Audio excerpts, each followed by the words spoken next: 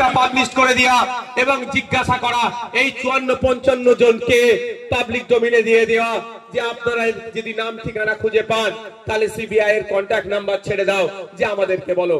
যদি দেখতে পাই আমাদের পাড়ার কোনো কুলাঙ্গার আমাদের বাড়ির মেয়েটাকে হত্যা করলো, খুন করলো, তার পরিচয় আমরা সিবিআই হাতে তুলে দিতাম, সিবিআই তাকে গ্রেফতার করতো। কিন্তু এটা করেনি। কিন্তু সিবিআইটা কে চালাচ্ছে? কেন্দ্রীয় মন্ত্রী অমিত শাহ। যে থাকলে বস নাই, পাকা ছেলে বলতে যারা আছে বসাও। কিন্তু আমরা কি দেখলাম, সিবিআইর হাতে মামলা যাওয়ার পরেও সঠিক বিচার পেল না।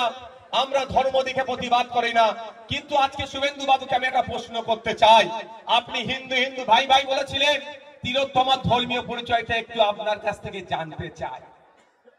নিশ্চিতভাবে সে মুসলমান ধর্মের নয়, কিন্তু আমরা মুসলমান হিন্দু দেখিনি, অন্যায় হয়েছে তার প্রতিবাদ করেছি।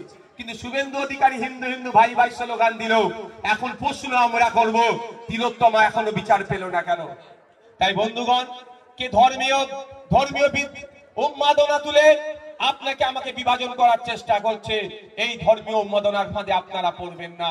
প্রশ্ন করতে হবে আপনাকে আমাকে, আওয়াজ তুলতে হবে আপনাকে আমাকে।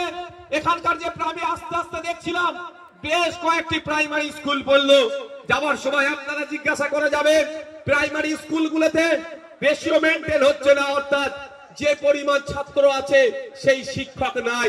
এই প্রশ্নটা তোলা আমাদের দরকার ছিল। তার পরিবর্তে কে হিন্দু কে বড় মুসলমান, এই নিয়ে লড়াই আপনাকে আমাকে লাগিয়ে দিয়েছে। আপনাকে আমাকে প্রশ্ন করা দরকার ছিল 2022 সালে 2012 থেকে 2024 পশ্চিম বাংলায় 25,000 স্কুল কেন বন্ধ হয়েছে, এর জবাবটা চাওয়া দরকার ছিল। তার পরিবর্তে আপনাকে আমাকে মানে আপনি কত বড় হিন্দু আর ইনি কত বড় মুসলমান এই পরীক্ষায় ফেলে দিয়েছে। তাই বন্ধুগণ, যে 25,000 স্কুল প্রাইমারি স্কুল বন্ধ হয়েছে, এই প্রাইমারি স্কুলে অন্য কেউ পড়াশোনা করেনি। ওই আপনাদের বিধায়কের ছেলে মেয়েরা, পরিবারের ছেলে মেয়েরা পড়াশোনা করেনি, সাধারণ খেটে খাওয়া দিন আনে দিন খাওয়া পরিবারের ছেলে মেয়েরা পড়াশোনা করছে।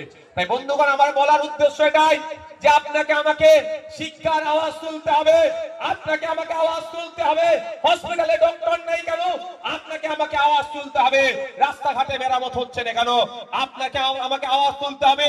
কৃষক তার উৎপাদিত ফসলের দাম পাচ্ছে না কেন, আপনাকে আমাকে আওয়াজ তুলতে হবে। এই যে পুলিশের বন্ধুরা আছে কেন 8 ঘন্টার বেশি ডিউটি করবে? এরাও সরকারি কর্মচারী। একটা পুলিশ 10 ঘন্টা নয়, 12 ঘন্টা নয়, 14 ঘন্টার উপরে ডিউটি করছে। এটা মেনে নেওয়া যায় না। পুলিশ আমাদের পরিবারের একটা গুরুত্বপূর্ণ সদস্য, তারা 8 ঘন্টার কেন বেশি ডিউটি করবে? এই আওয়াজ আপনাকে তুলতে হবে।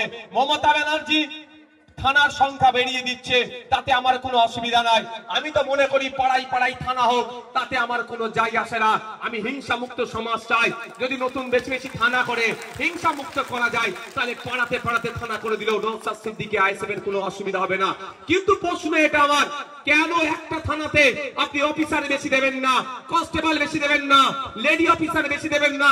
যে 2-4টে লেডি অফিসার আছে তাদেরকে 10 ঘন্টা নয়, 12 ঘন্টা নয়, কেন 14 ঘন্টা ডিউটি করতে হবে? এই দাবি আমাদেরকে তুলতে হবে, কারণ পুলিশ আমাদের পরিবারের মধ্যে পড়ছে। এই দাবিগুলো আমাদের তুলতে হবে। এর পরিবর্তে আপনাকে আমাকে কি করাচ্ছে? কে বড় হিন্দু কে কত বড় মুসলমান তার পরীক্ষায় ফেলে দিচ্ছে। আপনি আমি ধর্মের নাম শুনলেই তো আর কোনো ব্যাপার নয়। ধর্ম অবশ্যই, ধর্মকে আমরা মানি, নিজের ধর্মকে পালন করি, অন্য ধর্মকে রেসপেক্ট করি। এটা আমাদের প্রশ্ন তুলতে হবে। সরকারি কর্মচারীরা কেন্দ্রীয় সম্মানে দিয়ে পাচ্ছে না কেন? অন্য অন্য স্টেট যদি কেন্দ্রীয় সম্মানে দিয়ে দিতে পারে সরকারি কর্মচারীদের, পশ্চিম বাংলার সরকারি কর্মচারীরা কেন পাবে না? এই আওয়াজ তুলতে হবে। এই আওয়াজ তুলতে হবে কৃষক তার উৎপাদিত ফসলের যাতে 3 গুণ দাম পায়। স্বামীনাথন কমিশন বলছেন কৃষক তার উৎপাদিত ফসলের 3 গুণ দাম দিতে হবে। কেন পাচ্ছে না? এই দাবি আপনাকে আমাকে করতে হবে। তাই বন্ধুগণ, বক্তব্য আমি আর দীর্ঘায়িত করব না। আমি একদম এবার শেষের দিকে